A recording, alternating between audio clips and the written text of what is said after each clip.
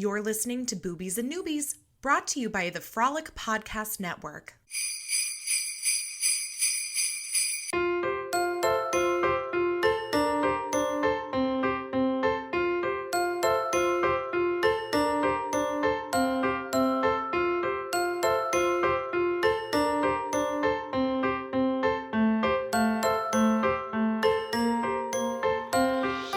Happy holidays, everybody, and welcome to a special holiday edition of Boobies and Newbies, the podcast that asks novice romance readers to think outside the dick in a box and brave the unbridled world of erotica. I'm your host, Kelly Reynolds, and today's romance review marks the fourth episode in Boobies and Newbies' annual holiday special, The 12 Days of Boobsmas. We are just getting started with our holiday series of 12 holiday-themed romances, 12 podcasts, and 12 giveaways, all of which will continue all month long.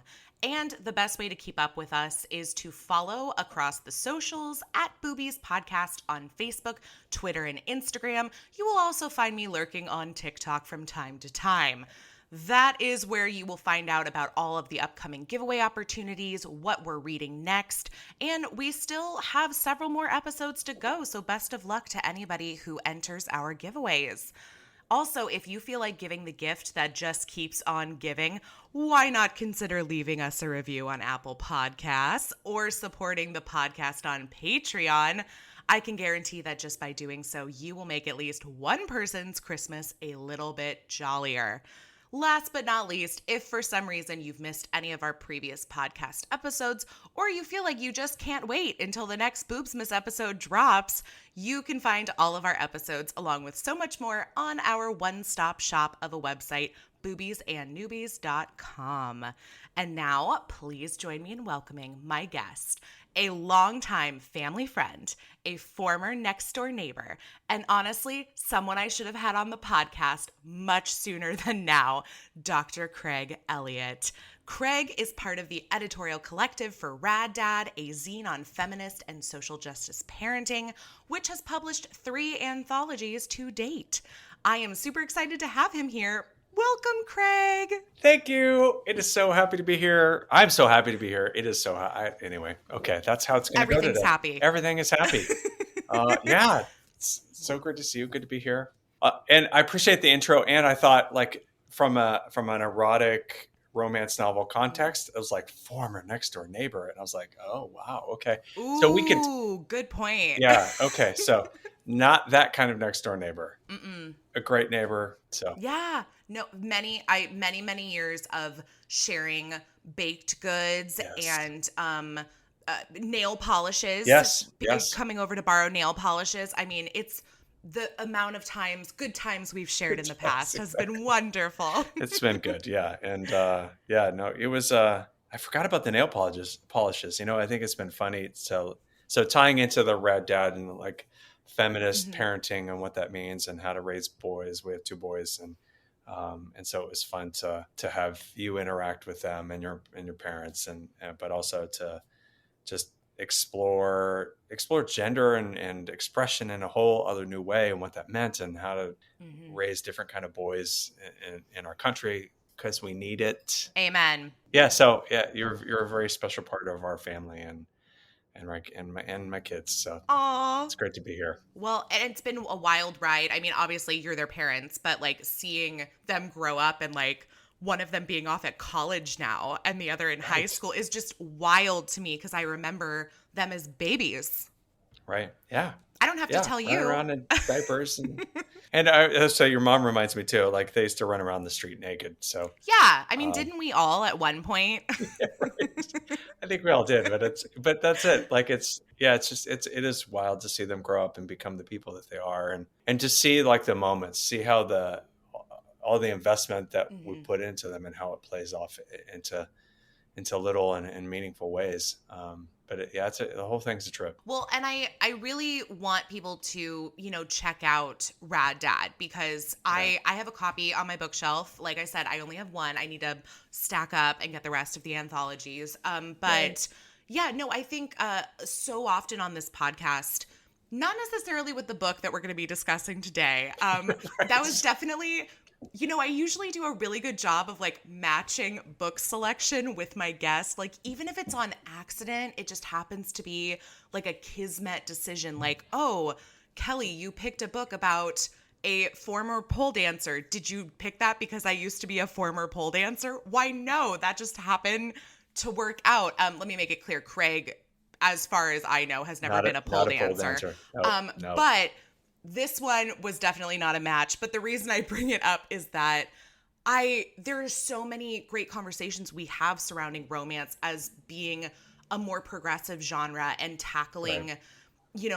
feminism in a fresh way and different things that we aren't necessarily seeing reflected in the rest of media today. That Right. I wish I had chosen something that would have had perhaps like a little more opportunity for you to provide the insight from your own research into a book like that. But you know what? That just means you have to come back. That's it. We have another opportunity to do this great thing called hanging out and podcasting with each other. So talking about romance books and erotica and all the fun that comes with that. Yep. All the fun. Well, the holiday season is upon us. What have you guys got planned? Because we haven't been neighbors for several years. So you're much farther away from me come Christmas.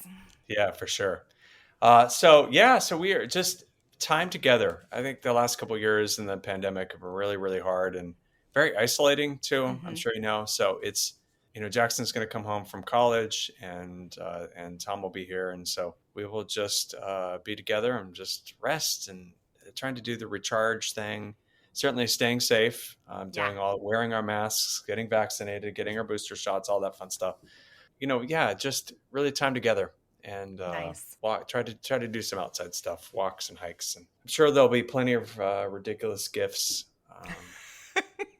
Have there been many ridiculous gifts in the past? Like, do you have like always a memorable ridiculous gift? There are always ridiculous gifts. Well, there was the whole video game. I mean, so both kids play video games, so it's that.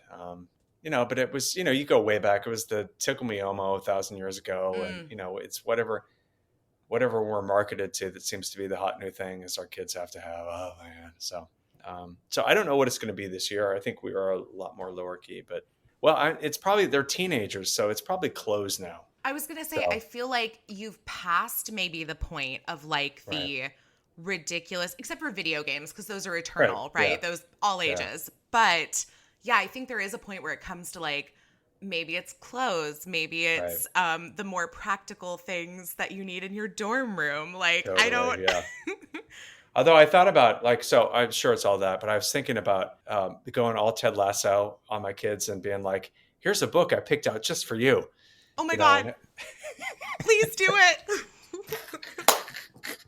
Oh my God. And have my kids go all Roy Kent. I'm like, fuck, what is this? So. Do you, by the way, it just made me think of it with Ted Lasso, which I just started watching because I do not have Apple. God.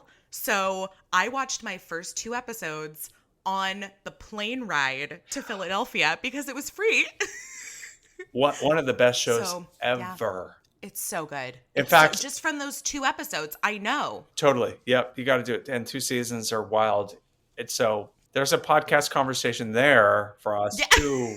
Like, okay, I'm now branching out for you. It's true. I might be going off brand. I don't know. Oh, no.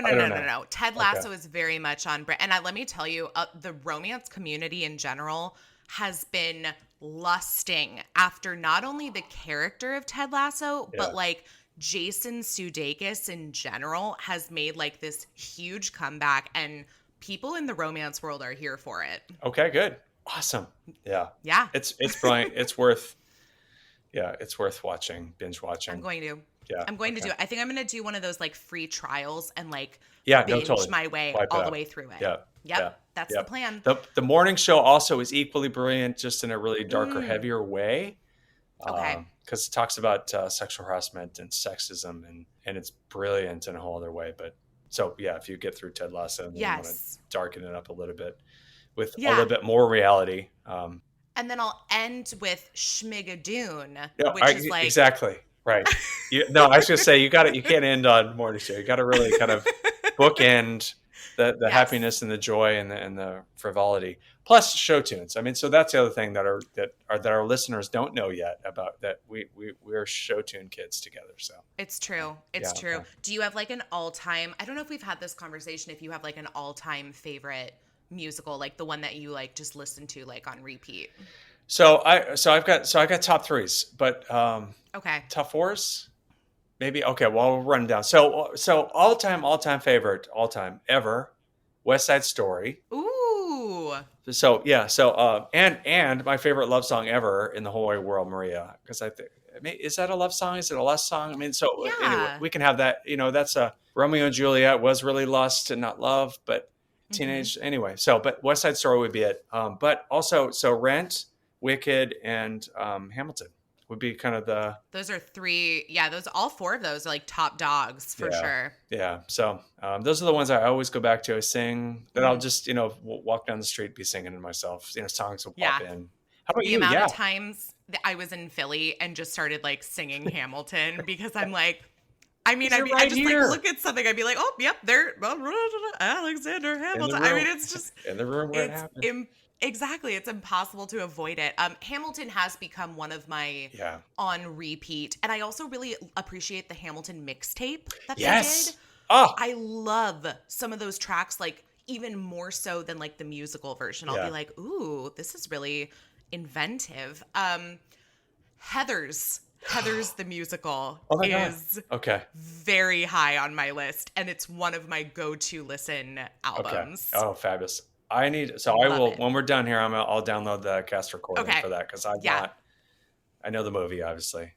It's a good one. It's a good one. And it's, it really ties into the movie. Like, I feel like they really got a lot of the best things like from the movie Heathers. And if anybody listening is like, what's Heathers? How dare you? Oh my God. Go Seriously. watch the movie. Heather.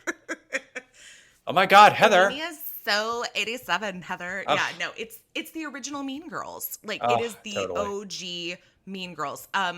So Heathers is high on my list. Hamilton is up there. Wicked is a big one for sure. Yeah. And Rent, I feel like, has a lot of nostalgia for me. Yes. I did see Rent recently, like maybe a couple years ago before the pandemic. And I have to say, it didn't hold up as much as I wanted it to, but I still love the music. No, totally. And then there's this really like off Broadway musical that I love called I Love You Because. Ooh. And it's a modern, meaning when it was adapted in like, I don't know, 2006, adaptation of Pride and Prejudice that takes place in New York. And they kind of do a role reversal where I love that. The girl's name is Marcy, not Darcy, and his name is Austin. Ha ha ha ha. So nice. It's a cute one. I like it. It's one of those ones that's like a cast of like 5 people. I love it. Cool. Yeah, so exciting things to check out. Yes, because people didn't know they were showing up for a musical podcast. This will all be the bonus bloopers at the end. Like here's all this extra fun content that doesn't relate to our anyway. Yeah. So this may or may not make it to the Patreon. It might make it to the episode. We're here for it. We're here for it. Well, what we are also here for, that natural segue, is holiday romance. Oh my God. And look, you have the paper book copy and everything. I love it.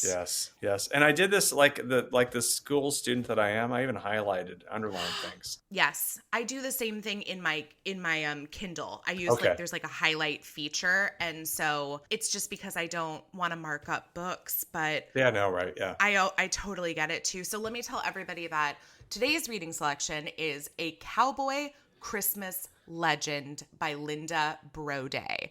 And don't be surprised if at some point I say A Christmas Cowboy Legend, because I keep mixing up Cowboy Christmas Legend and Christmas Cowboy Legend. Right. Yeah. It's that alliteration. It is. I love it, but it throws me. And so this historical cowboy romance was published in September 2021. It's available on Amazon for the strangely specific price of $6.15 Kindle edition. I don't know how that works out. But Right. you can always buy the paperback copy like Craig did. And I was also lucky enough to receive an early copy from our good friends at Sourcebooks Casablanca. So thank you for that. Thank you. Now, I do want to mention this was my first Linda Broday Okay. novel. And from what I can tell, A Cowboy Christmas Legend is the second book within her Lone Star Legends series, though it can be read as a standalone. And based off of some of the context clues within the book, some of the characters we meet, as well as the author's note at the beginning of the book, I can tell that this book is also tied to a much larger series that revolves around the Legend family. In fact, I think it's implied that this is kind of the second generation of Legend. So I haven't read any of the other Legends books. However, you know, if you decide that you want to dive into like a massive family cowboy series, there looks like to be many other books within many books. This world that she's created that takes place in turn of the century Texas on the Panhandle. Of all places. Of all places. So, yeah, Craig, what's your experience with reading romance in general? So this is my first book ever. Also, oh my gosh. Well, so not yet. In addition to Broday's first book, my first read with her, this first ever. This is not anywhere on my radar screen. So thank you for raising my awareness and broadening my read. So yeah, this is, you know, I know of the genre, but just hadn't gotten into it. I will say that kind of surprises me considering like how much of your research and like teachings focus on like feminism, just because it's a very feminist genre. So totally. It surprises me that you haven't read it before. Yeah. And so I had that same moment too of like, how have I not done this before? I mean, certainly like done, you know, more, what I would say more erotic readings rather than, and I don't know if there's much of a difference between kind of erotica versus romance, in romance. So yeah, so this is all like I don't know. So I might have done more than I know of. Sure. Generally, the way they like distinguish between the two is just that romance, the like one rule of romance is that there needs to be a happily ever after, an HEA. Okay.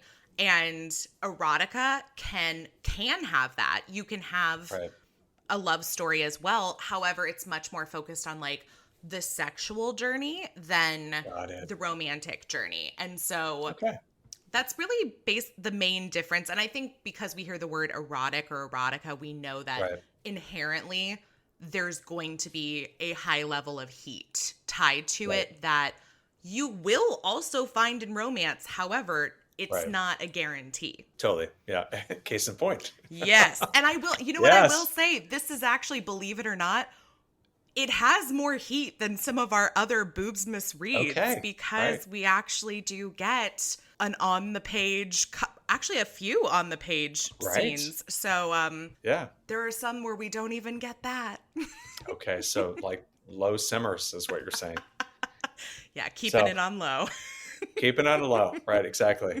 Well, that's good to know. So interesting about the happily ever after part. I think that's from a literature standpoint. I think that's a neat, like that's how those are the boundaries of the genre, that makes a lot of sense. And I think, you know, in terms of important for when I think storytelling, like how these all like narrative arcs and all that stuff. Not to totally nerd out too much, but nerd away. Yeah, right. Well, I was thinking about it that, you know, in terms of how you introduced it about this. So apparently this whole legend generational thing. And I was like, what? Like, okay. You know, had I enjoyed the book more, I might have been inspired to have read more. But it was interesting that there's a whole ecosystem that Broday has kind of written up and around. So, so I think that part's cool. I like that. That's cool. And that's actually something that you would know this because you're not a romance reader, but that is something that a lot of romance authors do. Is the best way that I describe it is they create their own Marvel universe where very nice. They have there are, there's the baby legend, there's daddy legend, Right. there's sister legend, and they each get their own book, but they're all part of the Legends universe. Got And it. so you'll I like find this that. both in contemporary, historical, like just kind of across the board. It usually ties in with a lot of families Okay. or like a common, like a workplace, maybe like they Okay. all work for the same coffee shop where they're Got it. all Navy SEALs or something. It's a wide range between the two. Right.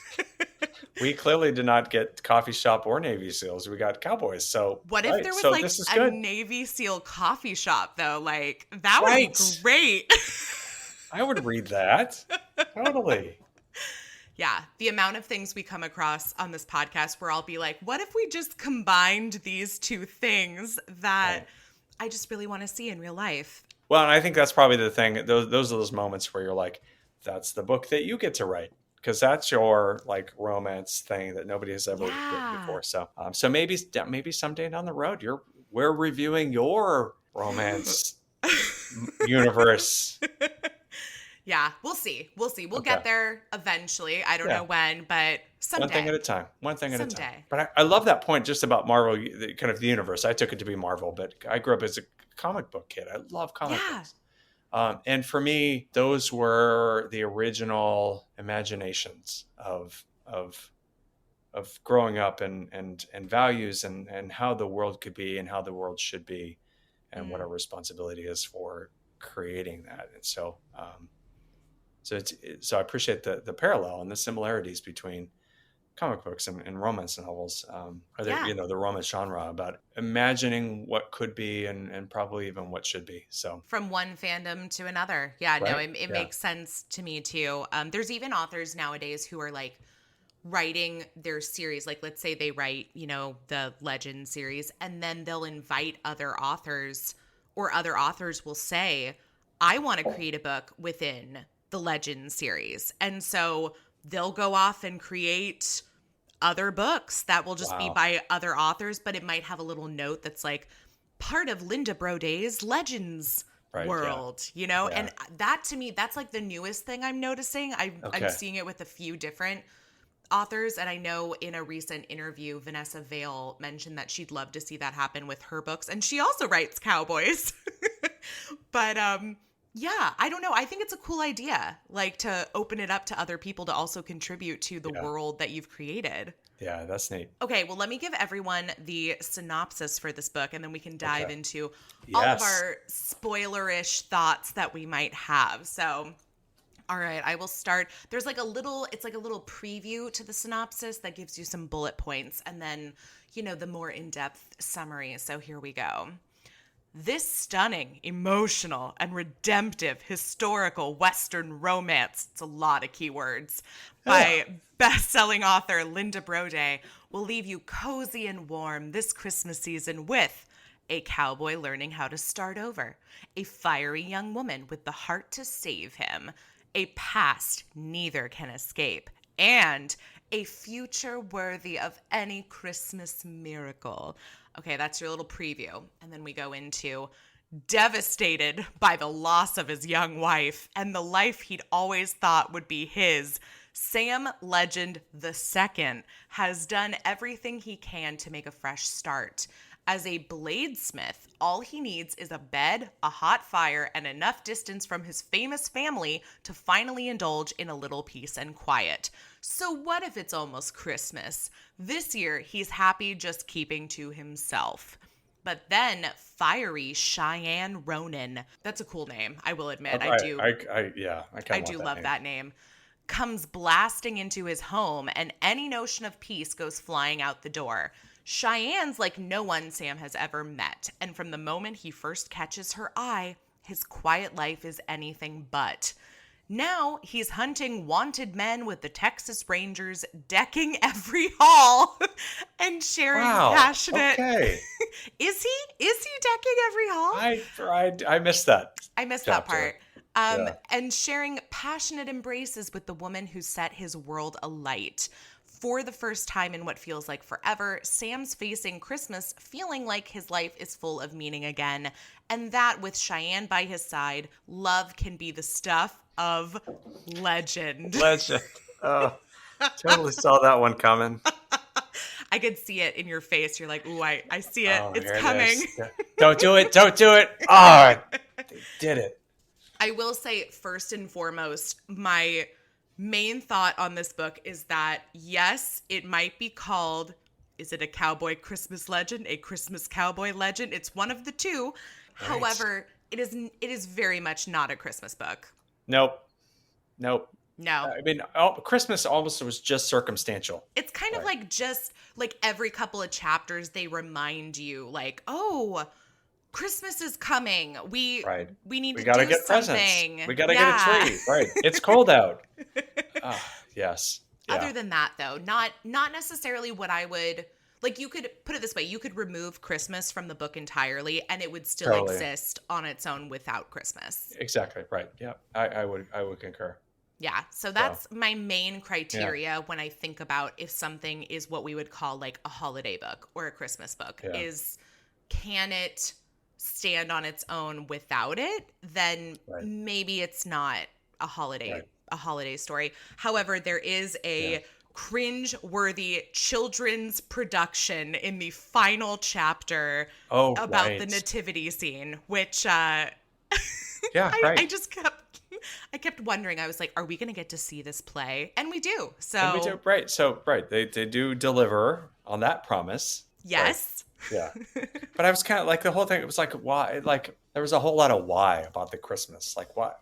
Yeah. Why are we doing nativity scenes? And, again, I don't know the author, so maybe Linda Broday has this, and I haven't read any of those series, but maybe there's an important Christian through line through all of the legends. I don't know. So, sure. But I was like, why is it Christmas? I mean, I kept waiting for Christmas to have meaning, and it didn't. Yeah, really and it's a very small tie-in, but I feel like the only small tie-in we get to the reason why Christmas is happening, the reason for the season, if you will, is that we find out that Sam's wife died on Christmas. That's right. And I forget if it was the year before or like a couple years before, but she died on Christmas. And so I'm like, okay, I guess it's sort of the story that's like, well, let's give you a redemptive like Christmas story, a new beginning, so you won't have all these terrible memories tied to Christmas. But that it's small. It's very small. Like it's not a massive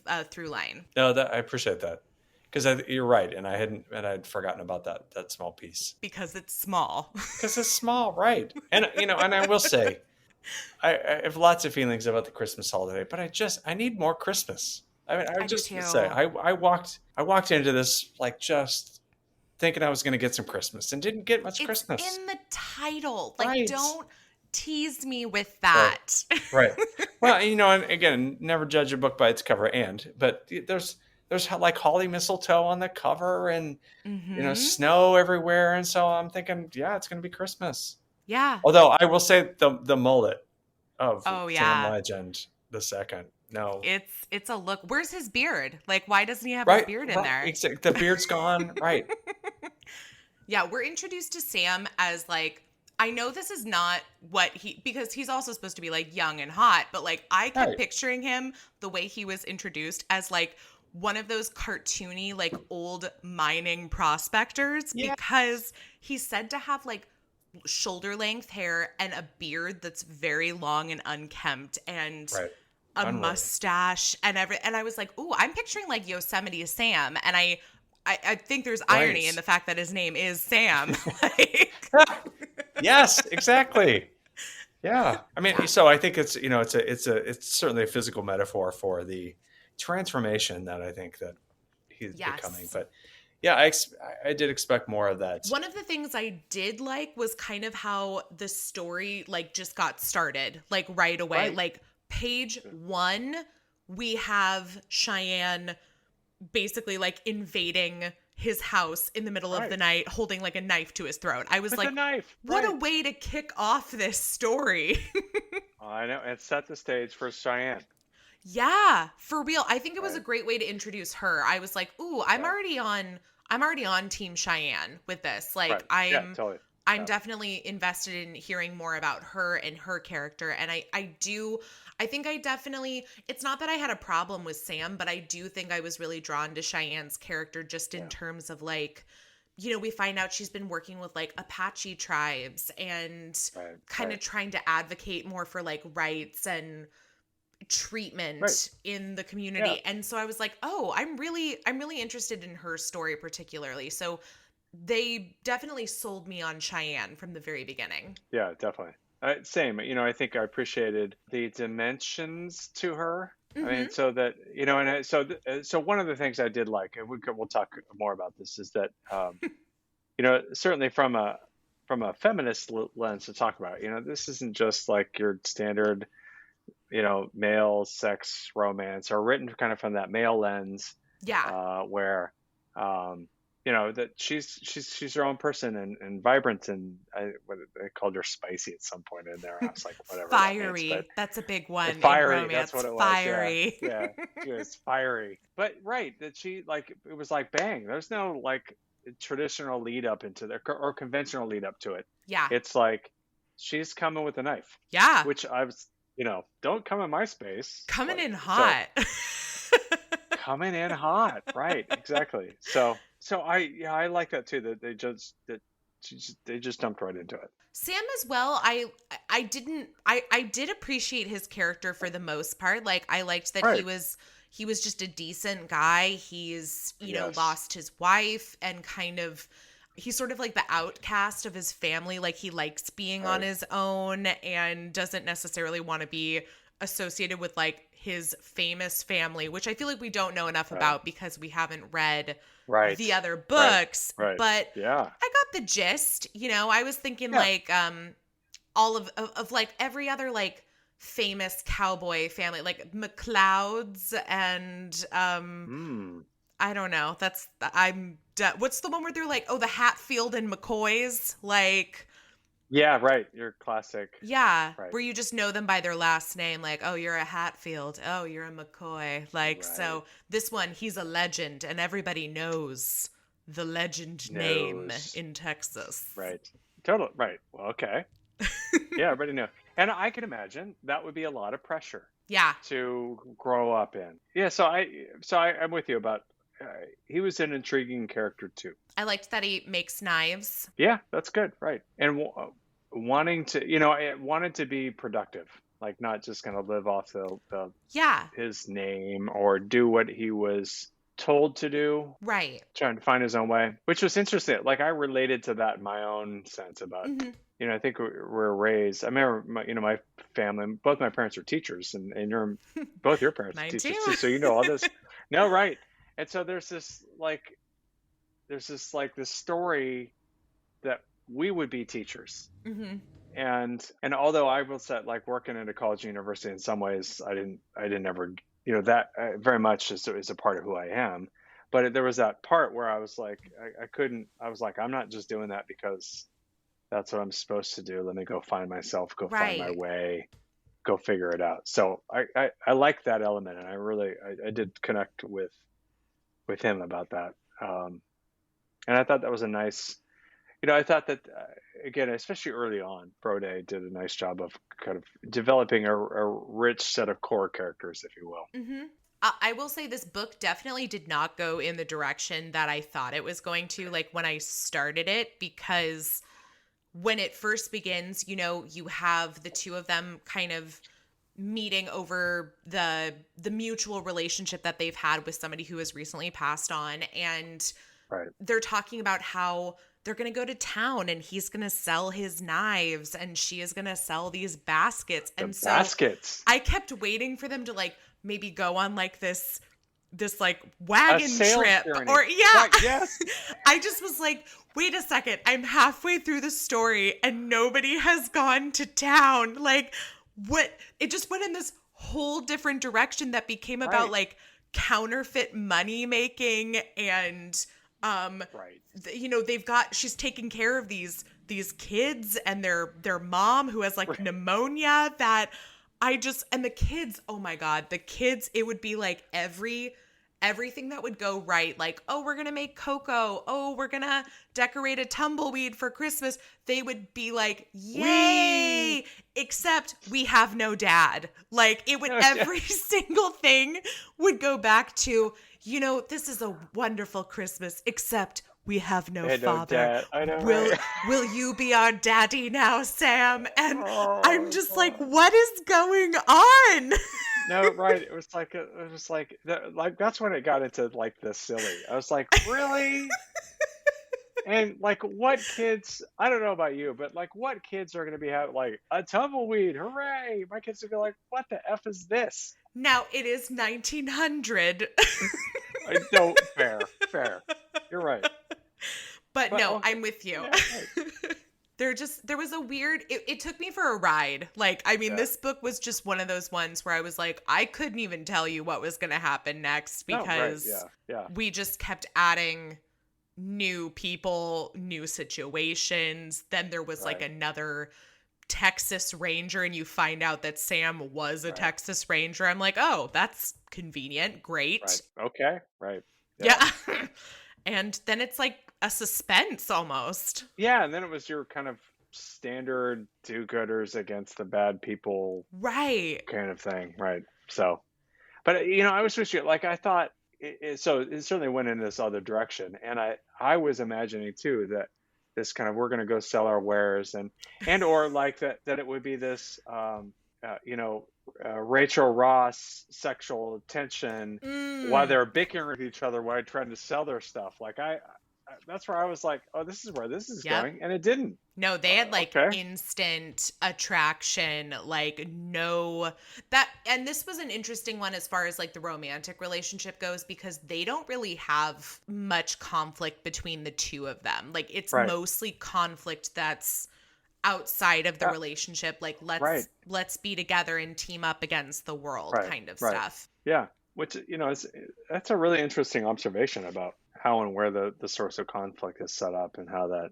either furthered their relationship or allowed it to progress in a particular way. And I'm okay with that. Like I happen to sometimes prefer stories like that just because it kind of takes a lot of the pressure off of any anxiety you might feel as a reader, because you're like, okay, they're great. They're on good terms. I don't have to worry about them and whatever stupid misunderstanding they may or may not have.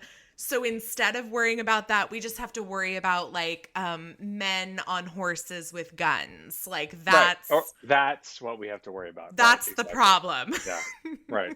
Exactly. Yeah, that's fair. Yeah, because you're right. Because that's probably a different kind of story, right? If you have to worry about that, but it was there was a naturalness. I mean, it was nice that there was a naturalness to the connection and a relative immediacy to the connection, even though it took them forever to get together.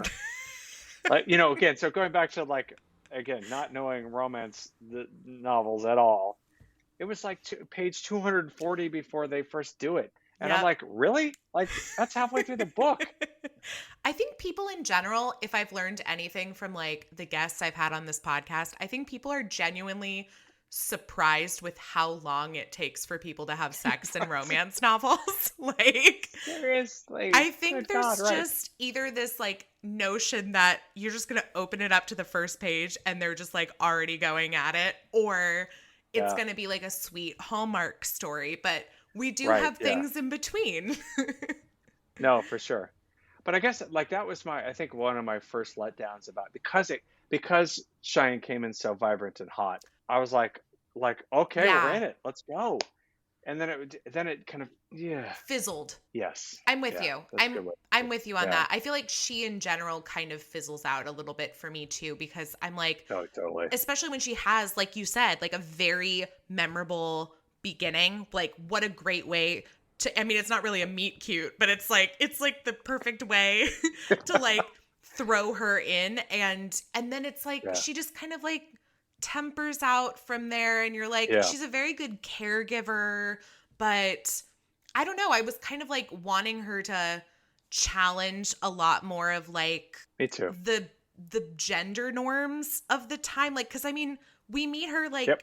wearing an Apache dress, and this is clearly, I mean, she's a white woman, like, and that's Right. just happens to work with the tribes. And she talks about like all the work she's done, and it's really very progressive for the time. So I'm like, Right. okay, but now we've segued from that into you taking care of kids and feeding them And the man, and yeah, like well, it and just right. She settled into the woman female trope.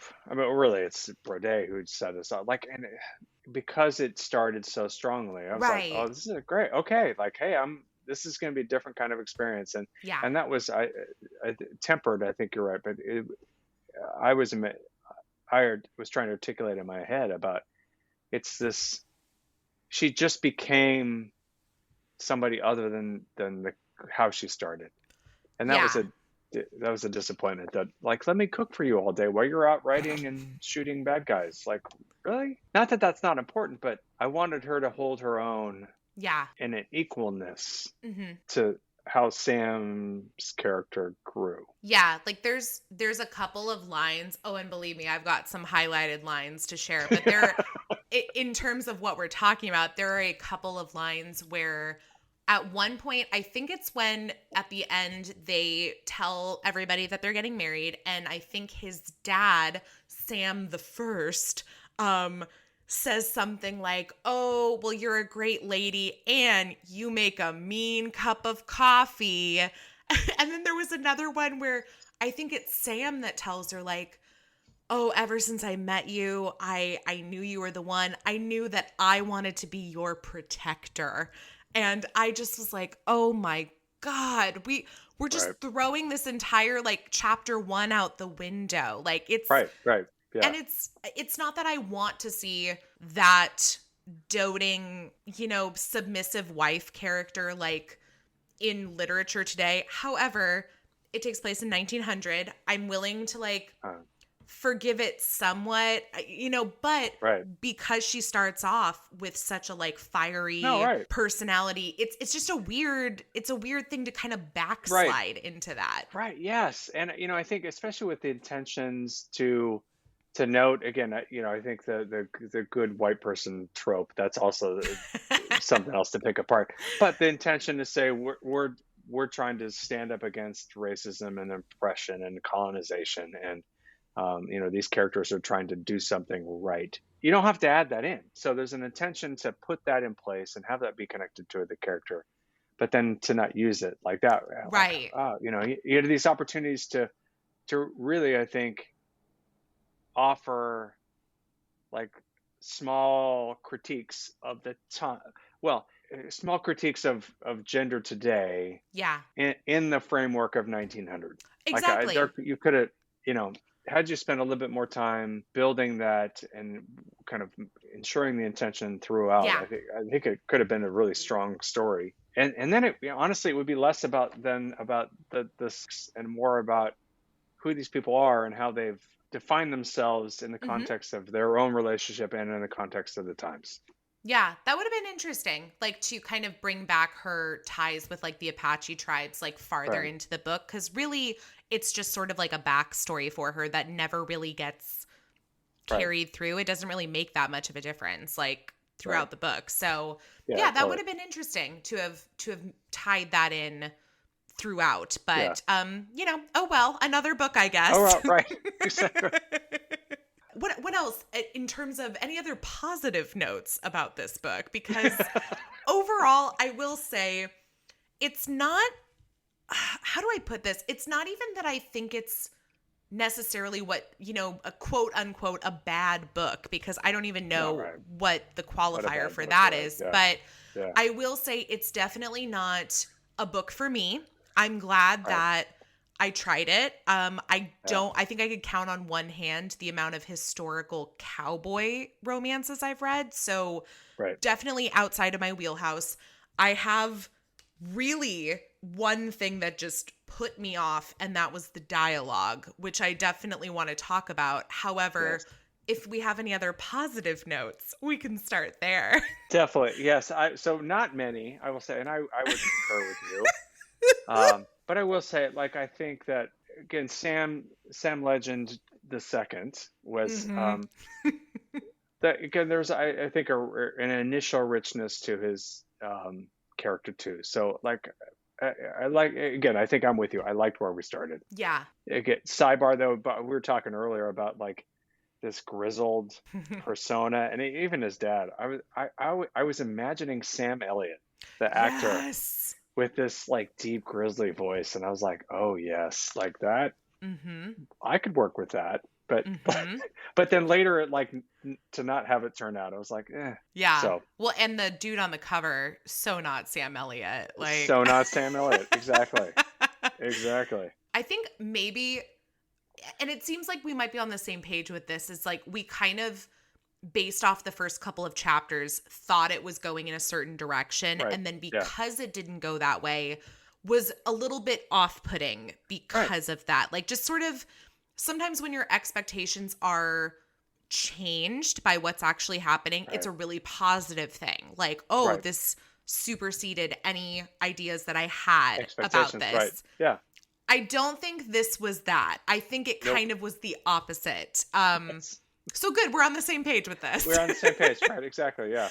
Totally. Okay. Well, great. Then I want to talk about the dialogue because Oh, let me tell goodness. you, as Yes. somebody who went to school for screenwriting, dialogue is a very specific part of screenwriting. It is like the main Yes. component because you're not writing as much prose. And so dialogue has always been something that I can humbly say I am good at writing. And Right. so when I'm reading the dialogue in this book, oh boy, I've got a couple excerpts I want to share just to give people like a taste of Excellent. the general dialogue. And then I also have a few where there's these like metaphors and similes made that just I couldn't stop highlighting because they just kept getting more and more ridiculous, like kind of too akin to like there's a snake in my boot, like from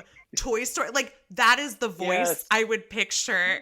Yes. Yes. Woody. Totally.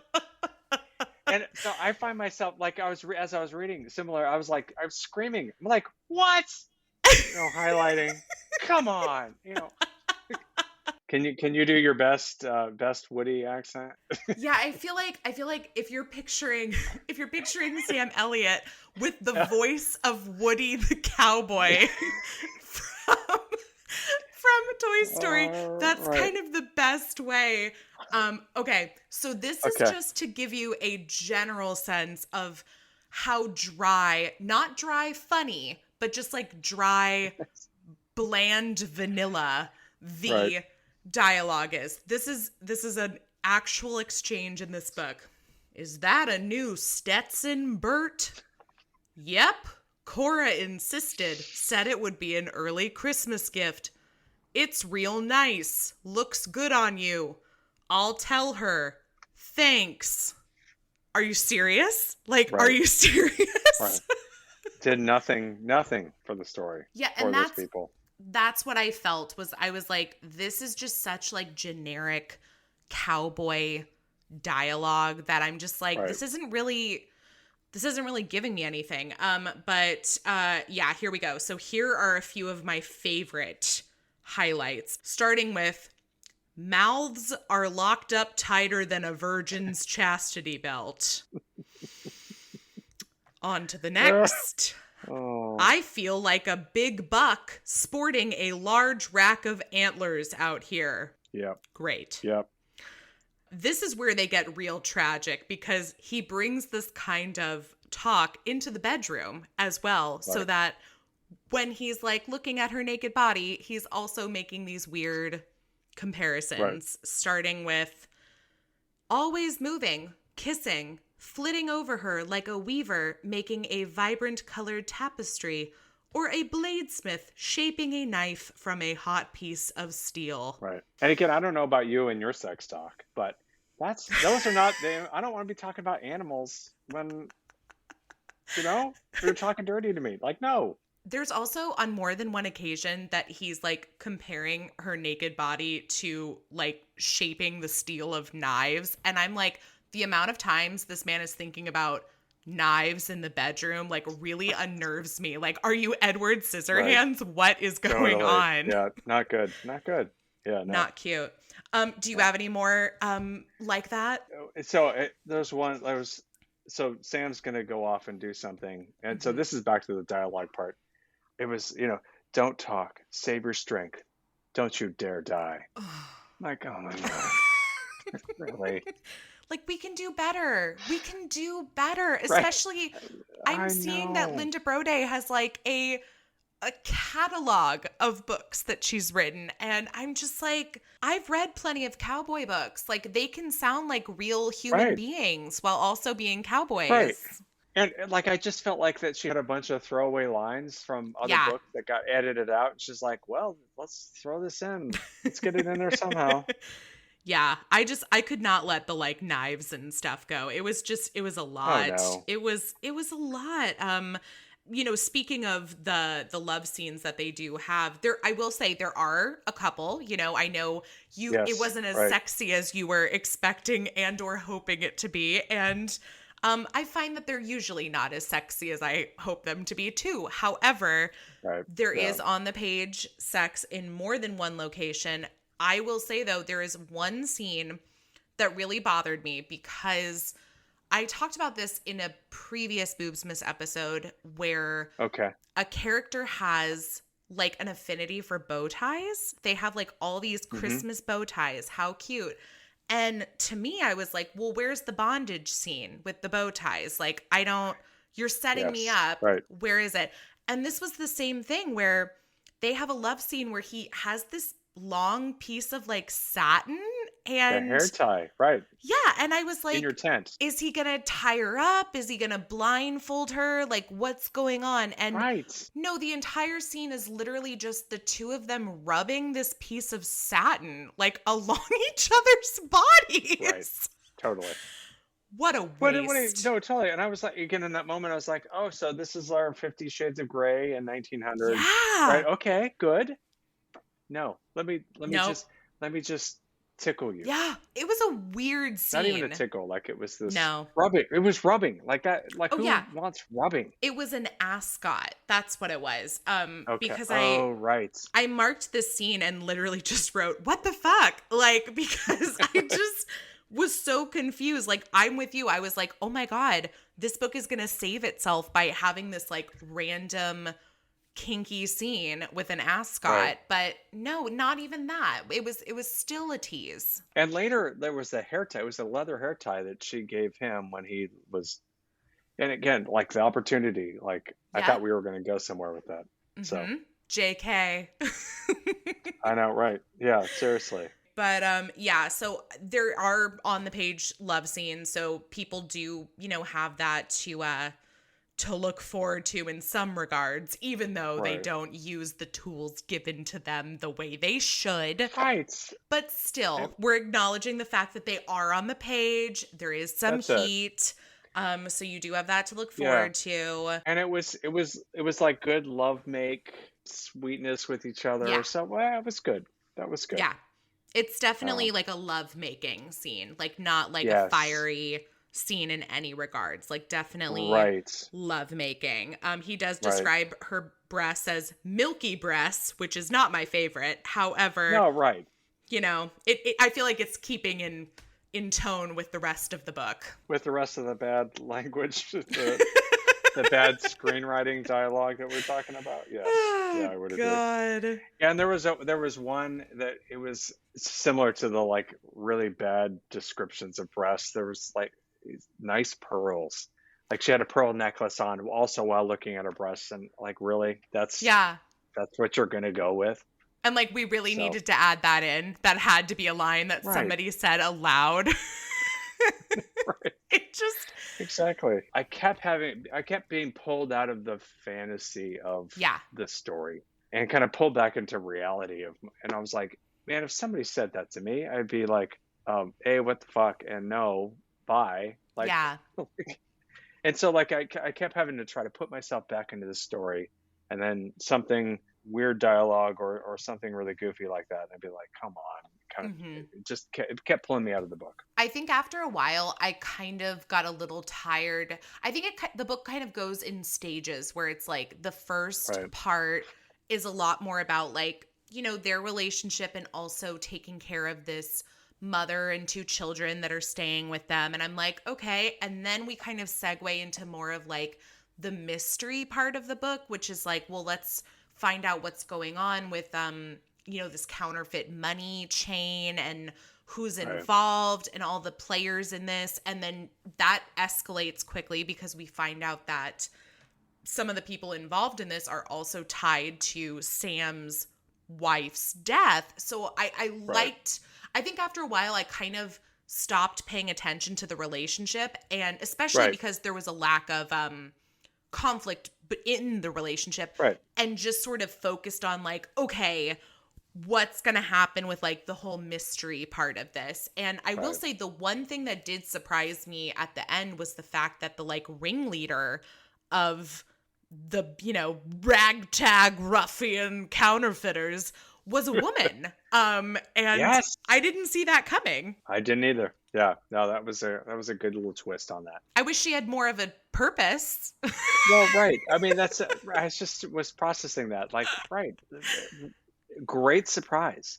I mean, a great narrative element to, again, flip these ideas on their head, kind of catch us off guard, be like, oh, but then like the ascot, like just wasted. Yeah. I get from a crime story stuff. I mean, I thought that she did a nice job of connecting all the parts. But I think there are too many wasted elements like you're talking about. And then it really became the crime story. The second half of the book was just the whole crime story. And it was like, wow, okay. It makes you wonder too, like maybe if like the author had like removed some of like, maybe there were too many moving pieces and like focused on just a few of them. Like maybe if it would have turned out like a little more complete for us, like just to see like, okay, are we going to focus specifically on, like, honestly, you could have taken out the entire counterfeiting thing and it's just about like this couple and he's rediscovering Christmas, and there also happens to be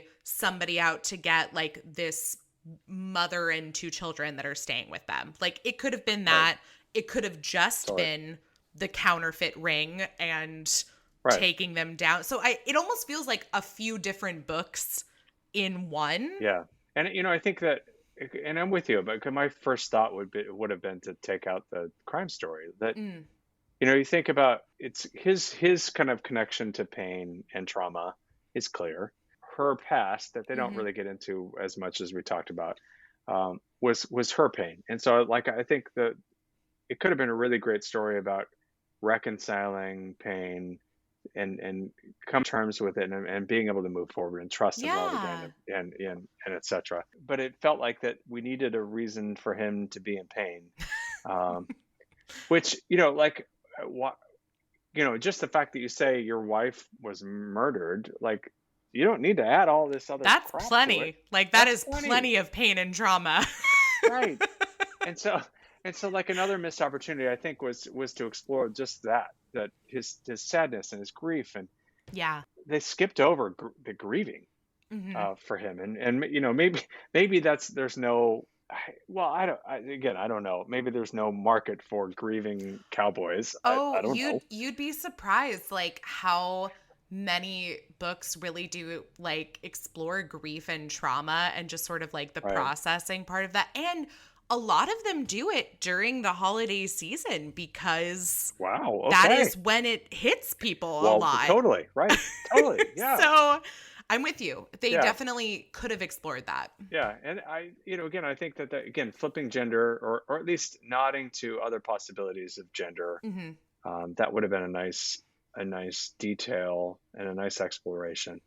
And then I think it's the tension between the two of them isn't the obvious tension, the obvious direct tension. It's more of this reconciliation of who they are and what they want, and they're struggling to connect because they can't get out of their own way. Right, like kind of reconciling with yourself before you're able to be a partner for somebody else. Yes, yeah. and and then I think it sets the sex up differently. So again, Mhm. I probably, like you, I think too much about these sorts of things.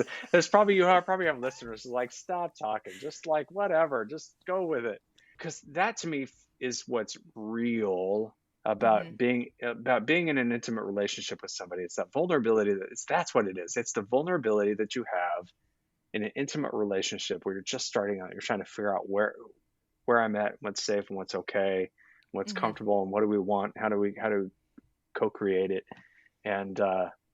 And again, another opportunity for them for the story to be about that process and less about all this other silliness and tumbleweed Christmas trees and Tumbleweed, which by the way, I might have missed it. I don't even remember them actually decorating a tumbleweed. I remember them talking about it, right. but They talked about it, I don't and then it happened. I don't remember actually it Yeah. happening. But no, I'm with you. And anybody who says, well, romance is an escape, romance is a fantasy, and for some people it totally Right. is, and I respect that. For me and for people who listen to the podcast, they know that I happen to prefer a more realistic take on romance. Right. I like seeing relationships, modern relationships, reflected in my books, whether they're reflected in a contemporary or Right. historical setting, because that's kind of one of the things I love about historical romance that's being written today, is that a lot of the heroines especially are who I would consider to be like modern feminists within a historical context. And it's exciting. It's kind of gives you a way to relive a time Hmm. that, is this how it actually went? Right. Like maybe not, but this is like a safe fantasy way to explore Right. how it could have been, or like how we would have wanted things to Totally. be. And that's where romance has the fantasy element, is like they can still be very real people and have Yes. very real relationships, but also play out differently than they might in real life. And Yeah. that's fine. 100%. We just got to find you one that Right. maybe takes place in the 21st century, and also We're gonna keep at it until we do. yes, like just like Sam gets his like redemption story, you're gonna get your Our redemption story. romance. Okay, you heard it here first, folks, that I'm going to be a repeat guest on this show until we find that book. We gotta find the one. Exactly. This was your very first romance read, Right. and I don't know if this is the one that I would necessarily recommend to newbie romance readers to start their romance reading journey with. I do think maybe Right. if you are a fan of history, like there might be like a specifically American know. history. No, you don't think it's enough Well, to bring them in? I mean, it was set in Texas, but there was no history. I mean, like That's nothing true. else was happening. I did look up the town that they live in Texas, specifically to see like, is this taking place during like a moment in Right. like time that I should be aware of? And Yeah. all I could really find is that the town that they live in is now a ghost town. So it's like, it's not even, I kept thinking, oh my God, it's a ghost town. Is that going to tie into the story? Like, See, is there that going to would have be, been a good thing, right? do we find out why it becomes a ghost town? Like, what happens here? And no. No, right. And so that, for me, there wasn't any historical connection to anything. So Right. it was just cowboys. Just cowboys. That being said, then, I feel like it's time to give this book a few grades, and we are teachers. Yes. We are children of teachers. Yes. We are ready to grade. And We so are. for this one, we grade for heart, humor, and heat on a scale of 1 to 10. Nice. Okay. 10 good. being the very best that it could possibly be, subjectively, of course. And because this is a holiday episode, we are also adding the holiday ranking. Yep. Love that alliteration. Fabulous. See, this is good. Okay. Yeah. I mean, this is the product of being the daughter of two teachers, is like having to grade things. Totally. So Yep. Good. well, I'm interested to see how these ones go. 'Cause I don't know. We'll see. But let's start with heart. Again, I'm trying to be kind. I'm gonna start off with the positive vibes. I'm gonna go with a 6. Okay. We're in the same ballpark. Okay, 'Cause good. Okay. I do think like we've got the family, we've got the romance. I'm like, Yeah. okay, I can tell you right now this is going to be the highest rating that I give, and that is Yep. also going to be a 6. Okay, good. Look at that. Humor, this might be one that I say like not applicable on, just because I don't think the author's trying to be funny, but if Right. she I was gonna say it's is, the wrong time of it's humor. not Right. working. So Right. yeah, it's going to be like a not applicable for me, because I don't think it's Okay. worth giving a grade to personally. But if you have a score, please Well, have at it. I was gonna go to 2 just because it really isn't. It's again the wrong kind of humor. Um, again, because I don't think it was intended. But Yeah. I'm kind of with you about not applicable is probably the more accurate description. But Specifically when it comes to the kids, I feel like oh god, right? there's a bad habit to make like the kids like the precocious children Yeah. in romance stories, and I generally find it really hard to like children characters Right. in books. Agreed. It's not impossible. It's not impossible, right. but these ones, nope, didn't No. work for me. Just too much. Yeah, and I think for me, it's as you say that it's when kids are written with full lives and selves and imaginations like we do for adults, then that's when kids are really Yeah. good in stories. And when they're not, when they're just things, I mean, so Cartoons. Mhm. yeah. So agreed. Yeah. Okay. Heat. Everybody's Okay. heat scale is completely different. I will tell Definitely. you, for me specifically, the one that I've kind of kept consistent with, although I always want to Okay. change it, is that if there is sex on the page, it's at least a 5 out of 10. That's Okay. my personal scale, just because there are plenty of closed door romances where you don't, you fade to black, it cuts, they close the door, literally. So Right. Yeah. this one we do have on the page. Yes. Yeah. So I'm going to bear that in mind when giving my rating, Okay. but I want to hear yours first. Oh, that's good. Okay, so that's interesting. So I might have to rethink that because, I'm thinking like I'm thinking like a 4 Okay. because I like the sex on the page, and but there wasn't enough of it. It wasn't as we talked about the missed opportunities. Let me say it wasn't hot. No, it's not. Yeah, it was sweet. And I was Mhm. expecting, and perhaps I didn't know this until after in retrospect, but I wanted hot. I wanted hotter sex. So Great. Good to know when choosing your redemptive romance yes, novel. right. So no, I'm with you. And look, I've read plenty of like sweet, sex Right. scenes too, where I'm like, this is still sweet and hot. Like there's no reason it Right. can't Yeah. be both. Exactly. This one, no. So I'm gonna give it, I'm gonna leave it at a 5, because it's like it's Okay. there, it's on the page. Is it anything to write home about? Nope. No. Right. Yeah. There were opportunities to make it more. Had they used that ascot Bingo. to its true potential, Bingo. could have been a 6 or 7. Just Totally. saying.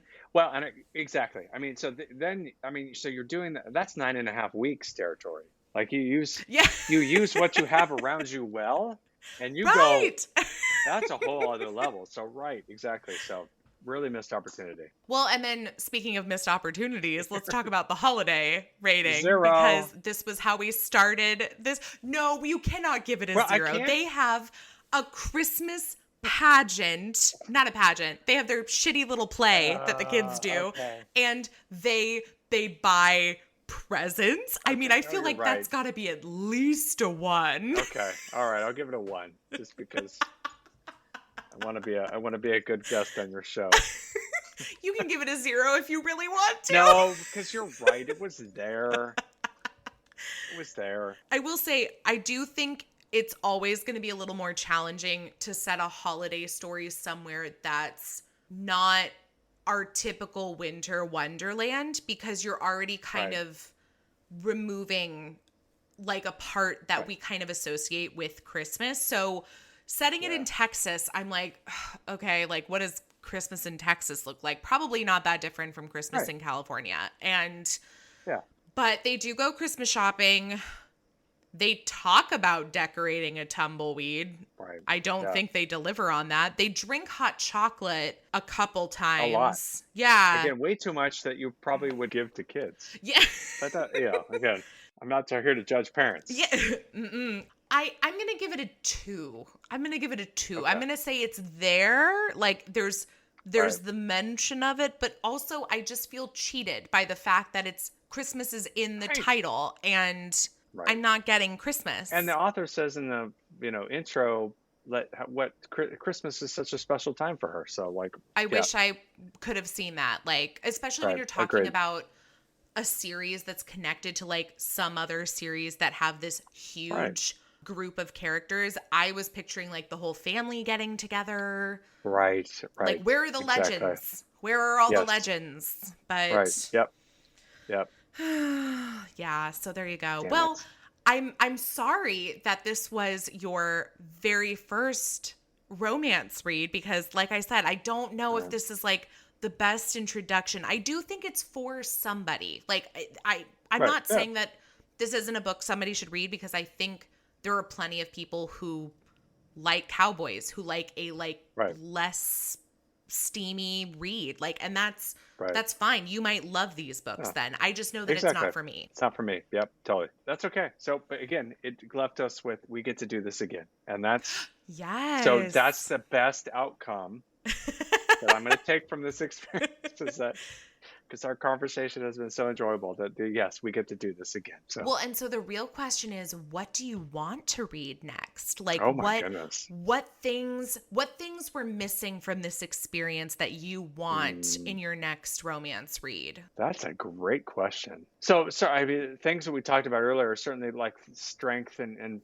parallelness of the characters, like the two that are after each other. I do like a little bit of hotter sex. And actually, I think that from our literary stuff we talked about, again, this might be asking way too much. So probably those two, I think, are the good foundation, not having known what else is out there. Well, I might go for the coffee shop. That's or the bookstore. Right. Okay. Yeah. Okay. So that could be good. So I think those are good things to go with. Okay, so like cozy but also sexy. Like bookstores and coffee shops give me like the cozy vibe, but also sexy. Right. Characters who challenge each other, who are like playing on an equal plane. Okay, yeah, no, this is good to work with. We will brainstorm. Excellent. And hopefully we can come up with something. Well, we're going to find it. Yeah. Exactly. We're going to find it. Yeah, we'll find it. And we're going to find it before next Boobsmas because that's too far away. It's way too long. We were going to commit to, we're going to make this happen.